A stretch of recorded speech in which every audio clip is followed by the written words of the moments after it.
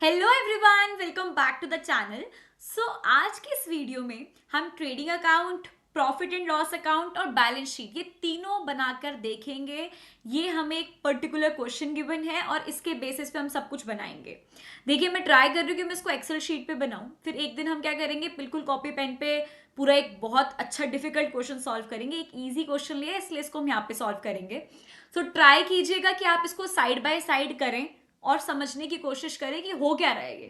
ठीक है, सबसे पहले मैं आपको यहाँ पे बताऊं, ये सारी क्या है, पर्टिकुलर्स हमें गिवन है और इसके बेसिस पे हमें सारी जगहों पे इसको रिकॉर्ड करना है।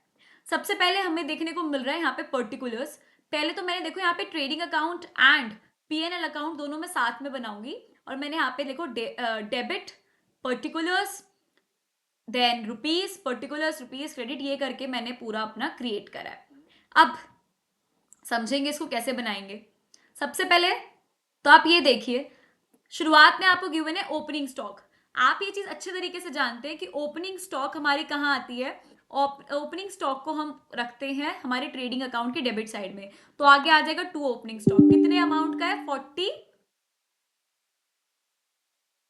तो ये कितने अमाउंट का है, 40,000 रुपीज।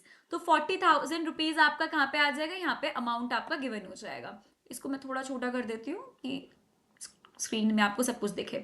आई होप आपको ये चीजें क्लियर हो रही हूँ। ठीक है, उसके बाद देखते हैं, हमें गिवन है परचेजेस। परचेजेस कहाँ पर आते हैं, परचेजेस आते हैं हमारे पर्टिकुलर्स के अंदर। और आप आगे जरूर टू लगा लेंगे क्योंकि ये हमारा डेबिट साइड है। ठीक है, तो टू परचेजेस, अमाउंट कितना गिवन है, 2 लाख रुपीज। उसके बाद देखिए सेकंड हमारे को क्या आइटम दिख रही है, परचेजेस। हमें पता है कि परचेजेस हमारा ट्रेडिंग अकाउंट की डेबिट साइड आता है। मैंने टू परचेजेस करा, परचेजेस अकाउंट भी लिख सकते हैं आप, तो ये 2 लाख रुपीज हमने यहाँ पे इसको लिख दिया। देन आता है सेल्स। सेल्स इज 3,50,000 जो कि क्रेडिट साइड में आती है। तो बिना सेकंड थॉट के आप यहाँ पे बाय सेल्स या सेल्स अकाउंट जो भी लिख सकते हैं, सेल्स भी सही है। तो आप 3,50,000 रुपीज यहाँ पे अमाउंट को डालेंगे। आई होप इतना आपको क्लियर हो रहा हो।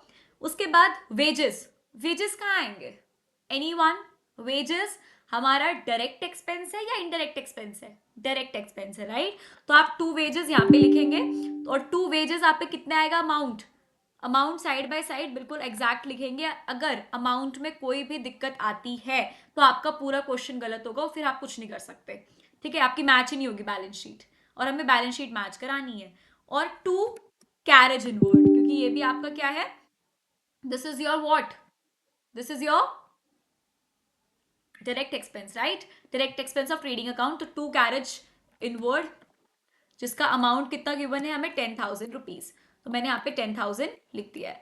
उसके बाद देखिए फ्रीड। फ्रीड आपको जब कुछ भी नहीं लिखा है इनवर्ड्स या फिर आउटवर्ड्स, तो आप उसको क्या लिखेंगे, आप उसे नॉर्मली बिना किसी इशू के कहाँ पे लिखेंगे, कौन सी साइड में, debit side of trading account. आप उसको डायरेक्ट एक्सपेंस ही समझेंगे। तो टू फ्रीड और उसका अमाउंट कितना है, 5,000 रुपीज। तो मैंने यहाँ पे लिख दिया इसको 5,000। Then next, factory rent. देखो सबसे इंपॉर्टेंट, अगर ये रेंट लिखा होता तो ये आपका क्या होता, क्या होता है ये आपका इनडायरेक्ट एक्सपेंस होता, जो कि कहाँ आता, पीएनएल अकाउंट की डेबिट साइड में। लेकिन जब इसके आगे फैक्ट्री जुड़ गया, मतलब कि ये मैन्युफैक्चरिंग से रिलेटेड है, कोर बिजनेस एक्टिविटी से रिलेटेड है आपकी, तो आप सिंपल एक स्टेप करेंगे, इसको ट्रेडिंग अकाउंट की डेबिट साइड में रिकॉर्ड करेंगे। तो चलिए बिना किसी देरी के हम भी सेम चीज कर देते हैं, टू फैक्ट्री रेंट। ठीक है, तो आप कितना है फैक्ट्री रेंट हमारा, 15,000। ओके, तो हमने इसको यहाँ पे कर दिया। Now salaries. सैलरीज कहाँ पे आएगी, आपके पीएनएल अकाउंट के अंदर। तो देखो ये तो आपका अभी तक बन रहा था ट्रेडिंग अकाउंट, कुछ लाइंस छोड़कर यहां से शुरू कर दीजिए अपने पीएनएल अकाउंट को, क्योंकि हमें एंट्री साइड बाय साइड करनी है। तो देखिए टू सैलरीज मैंने लिख दिया है यहाँ पे, और कितना अमाउंट है आपकी सैलरीज का, 20,000 रुपीज। डन। देन ऑफिस का रेंट। अब देखो जब फैक्ट्री का रेंट था हमने ट्रेडिंग अकाउंट में करा था, लेकिन अब बात आ चुकी है किसकी, हमारे ऑफिस रेंट की। तो ये आपका इनडायरेक्ट में आएगा, ऑफिस रेंट को आप इसलिए पीएनएल अकाउंट की डेबिट साइड में लिखेंगे, which is 12,000 rupees. I hope it is clear. उसके बाद देखिए हमें गिवन है डिस्काउंट अलाउड। अब डिस्काउंट आपने अलाउ करा है तो ये आपका ही नुकसान है, तो ये आपका कहाँ आएगा, P&L अकाउंट की डेबिट साइड पे। तो डिस्काउंट अलाउड, ये देखो जब एक दो क्वेश्चन करोगे तो अपने आप ये पर्टिकुलर्स आपको पता होंगे कहाँ आपको भेजने हैं, तो इसके लिए प्रैक्टिस तो देखो मैंडेटरी है। उसके बाद डिस्काउंट रिसीव, हमें डिस्काउंट रिसीव हुआ है, इनडायरेक्ट है, क्रेडिट साइड में जाएगा P&L की, तो बाय डिस्काउंट। इसको देखो सबसे पहले तो ऊपर हम स्पेस छोड़ ही देते हैं, चलो ऊपर है कोई बात नहीं, बताऊंगी क्यों। तो अभी तो के लिए तो आप लिख दीजिए बाय डिस्काउंट रिसीव्ड। कितना अमाउंट है डिस्काउंट रिसीव्ड का, 4000 रुपीज क्रेडिट साइड में चला गया। यहाँ पे भी देख सकते हो डेबिट क्रेडिट गिवन है, थोड़ा आइडिया लग जाएगा। Interest received, again your indirect expense, sorry indirect income, तो बाय इंटरेस्ट रिसीव्ड वाली आइटम सारी यहाँ पे आएंगी, जिसका अमाउंट है 6000 रुपीज। सो मैंने 6000 यहाँ पे भेज दिया। देन नेक्स्ट फर्नीचर, फर्नीचर तो देखो कहीं नहीं है, कोई एक्सपेंस है ही नहीं, ये तो एक एसेट है, बैलेंस शीट में जाएगा, छोड़ दो। डेटर है, बैलेंस शीट में जाएगा। Creditor balance sheet, capital balance sheet, cash in hand balance sheet, bank balance आपकी बैलेंस शीट, क्योंकि ये सारी आइटम ना कोई डायरेक्ट एक्सपेंस है, ना कोई इनडायरेक्ट एक्सपेंस है, ना ही कोई इनकम है, तो इनको छोड़ दिया जाए क्योंकि बैलेंस शीट में हमें मिलेंगे। अभी इसको हम यहाँ पर छोड़ रहे हैं। अब आपने एक चीज देखी होगी, इसके बाद आपको क्लोजिंग स्टॉक दिख रहा है। क्लोजिंग स्टॉक जी कहाँ पे आता है, ट्रेडिंग अकाउंट की क्रेडिट साइड पे, तो बाय क्लोजिंग स्टॉक। कितना अमाउंट है, 60,000 रुपीज। अब बहुत ही ध्यान देंगे, बहुत ज्यादा ध्यान क्या देना आपको, आपको ये समझना है। अब जो ये आपको, ये थोड़ा हटा देके यही आपको दिखाती हूँ, जिससे कि आप कैलकुलेशन अच्छे से कर सकें। ठीक है, देखिए अब ध्यान से, जो ये है ना आपका ट्रेडिंग अकाउंट और P&L अकाउंट, इसकी डेबिट साइड, अभी मैं आपको सिर्फ बता रही हूँ ट्रेडिंग अकाउंट का, ट्रेडिंग अकाउंट की डेबिट साइड मतलब 40,000, 2 लाख, 30,000, 10,000, 5,000, 15,000, इनको ऐड करो। फिर क्रेडिट साइड की जो आपकी आइटम्स हैं लाइक सेल्स, क्लोजिंग स्टॉक, इनको ऐड करो। जिसका टोटल ज्यादा होगा, हाईएस्ट होगा इन अमाउंट, वो आपका टोटल बनेगा। ठीक है, सबसे पहले तो आप इसको कैलकुलेट कीजिए मेरे साथ, मैं आपके साथ ही करती हूँ इसको कैलकुलेट। जो आपका, जब मैंने इनको ऐड करा डेबिट साइड की ट्रेडिंग अकाउंट को, तो वो मेरा बन रहा है 3 लाख रुपीज। तो ये टोटल कितना यहाँ पे बना, 3 लाख रुपीज। आप यहाँ पे लिख लीजिए 3 लाख हमारा आ गया। उसके बाद जब आप अपनी क्रेडिट साइड का टोटल करेंगे तो आपका टोटल कितना बनेगा, 3,50,000 प्लस 60,000 इज 4,10,000। तो 4,10,000 को मैंने यहाँ पे लिख दिया। कौन सी साइड बढ़ी है जी, क्रेडिट साइड। तो हमें दोनों का टोटल सेम बनाना होता है, इस चीज को आप याद रखेंगे। तो हमारा 4,10,000 माइनस 3 लाख कितना बना, जल्दी से 1,10,000 रुपीज। तो 1,10,000 की कमी किसके पास है, डेबिट साइड पे। तो कमी आप खत्म करने के लिए यहाँ पे एक चीज करेंगे, मैं आपको बताती हूँ। पे क्या करा है, यहाँ पे मेरे को लिखना है जितनी भी अमाउंट बची है, तो कितनी है, तो वो हमारा ग्रॉस प्रॉफिट आएगा। क्यों, क्योंकि डेबिट साइड में, तो टू ग्रॉस प्रॉफिट हमारा क्या आएगा, ये ब्रॉड डाउन। इसको यहाँ पे आप, इसको balancing figure, I am so sorry, this is your balancing figure, ये आपने यहाँ पे लिख दी। अब कितना अमाउंट बैलेंसिंग फिगर का था, 1,10,000 रुपीज, जो आके आप यहाँ पे लिखेंगे। अब ये 1,10,000 जो आपकी बैलेंसिंग फिगर, आपका ग्रॉस प्रॉफिट आ गया है, इसके बाद आपका 3 lakh plus 1,10,000 will become 4,10,000। That means दोनों साइड आपकी इक्वल हो गई हैं और आपने अपना ट्रेडिंग अकाउंट अच्छे से बना लिया है। This is your trading account complete trading account. ठीक है, तो ये आपको भी सेम टू सेम बनाना है। अब हमारा जो ये ग्रॉस प्रॉफिट है, ये हमारा कहाँ जाएगा, P&L अकाउंट में।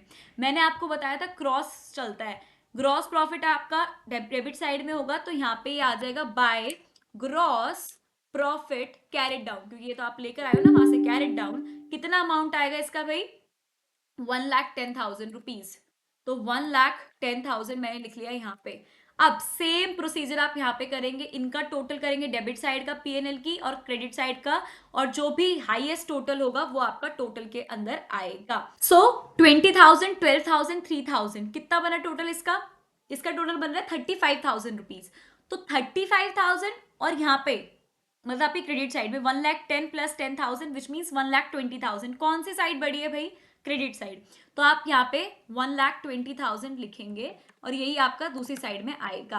अब जब आप 1,20,000 में से 35,000 था ना यहाँ पे, दोनों को इक्वल करना होगा, तो यहाँ पे बैलेंसिंग फिगर की हमें दोबारा से जरूरत है। तो बैलेंसिंग फिगर हमारी यहाँ पे क्या बनेगी, to net profit which is your balancing figure. और ये टू नेट प्रॉफिट आपका कहाँ जाएगा फिर, बैलेंस शीट में।